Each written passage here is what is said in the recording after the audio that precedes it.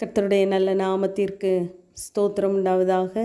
யோபு 17ஆம் அதிகாரம் 3ஆம் வசனம். தேவரீர் என் காரியத்தை மேற்போட்டு கொண்டு எனக்காய் பிணைபடுவீராக. வேற யார் எனக்கு கை கொடுக்கத்தக்கவர் என்று யோபு சொல்லுவதாக நாம் வாசிக்கிறோம். நம்முடைய காரியங்களை மேற்போட்டு நமக்காய் பிணைபடுகிறவர், நம்மையும் நம்முடைய காரியங்களையும் பொறுப்படுத்த நடத்துகிற தேவன் நம்மோடு கூட இருக்கிறார். நம்முடைய காரியங்களை, நம்முடைய சூழ்நிலைகளை அறிந்து ஒரு மனுஷனும் நமக்கு கை கொடுக்க முடியாது, நமக்கு உதவி செய்ய முடியாது. ஏனென்றால் மனிதர்களெல்லாம் நிர்பந்தமானவர்கள் என்று வேதம் சொல்லுகிறது. ஆகவே நம்முடைய காரியங்களை, நம்முடைய சூழ்நிலைகளை எல்லாம் அவர் அறிந்தவராக இருக்கிறார்.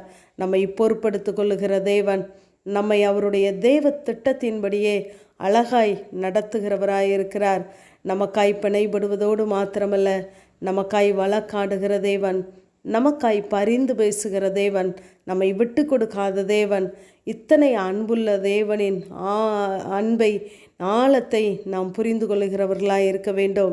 சங்கீதக்காரன் சொல்லும் பொழுது, எனக்காக நீர் வழக்காடி என்னை மீட்டு கொள்ளும், உடைய வார்த்தையின்படியே என்னை உயிர்ப்பியும் என்று கேட்கிறார்.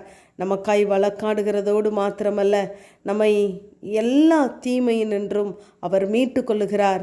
ஏனென்றால் நம்மை அவர் பொறுப்படுத்தி கொண்டு இருக்கிறார். நாம் எல்லா காரியங்களையும் தேவனுடைய சமூகத்திலே அர்ப்பணிக்கும் பொழுது நாம் ஒப்புவித்ததை அந்நாள் வரைக்கும் பாதுகாக்கிற தேவன். சங்கீதம் 43:1 தேவரீர் நீர் என் நியாயத்தை விசாரித்து பக்தி இல்லாத ஜாதியாரோடு எனக்காக வழக்காடி சூதும் அநியாயம் உள்ள மனுஷனுக்கு என்னை தப்புவியும் என்று கேட்கிறார். நம்மை பொறுப்படுத்தி கொண்ட தேவன், நமக்கு கை கொடுக்கிற தேவன், நமக்காய் அவர் நியாயம் விசாரிக்கிறவராயிருக்கிறார். பக்தி இல்லாத ஜாதியாரோடு வழக்காடுகிறவராயிருக்கிறார். நம்மை தப்புவிக்கிற தேவனாயிருக்கிறார்.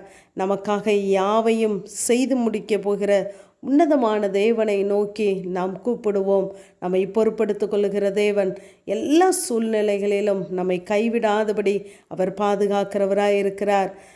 ஈசாக்கை குறித்து நாம் பார்க்கும் பொழுது, ஈசாக்கு பிறப்பதற்கு முன்பதாகவே தேவ திட்டத்தை அவர் ஆபிரகாமுக்கு தெரிவிக்கிறவராயிருந்தார்.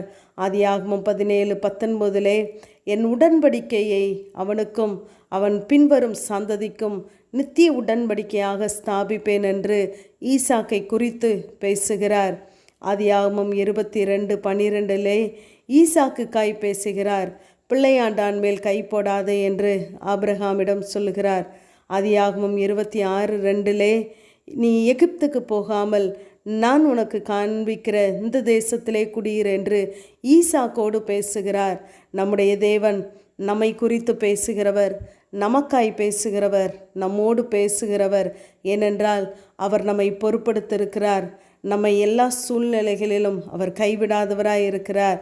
பவுலுக்காக அனனியாவிடம் தேவன் பேசினார். ஆகவே நமக்காய் பிதாவின் சமூகத்திலே அவர் பரிந்து பேசுகிறவராகவே இருக்கிறார். இளைய மகனுக்காக தகப்பன் மூத்தவனிடத்திலே வெளியே போய் பேசினார். சீமோனிடம் இயேசு அந்த ஸ்திரீக்காக பேசினார். ஆகவே நமக்காய் பேசுகிறவர், நமக்காய் வழக்காடுகிறவர், நமக்காய் யாவையும் செய்து முடிக்கிற தேவன் நம்மோடு கூட இருக்கிறார். அவருடைய அன்பை நாம் புரிந்து கொள்கிறவர்களாய் இருக்க வேண்டும்.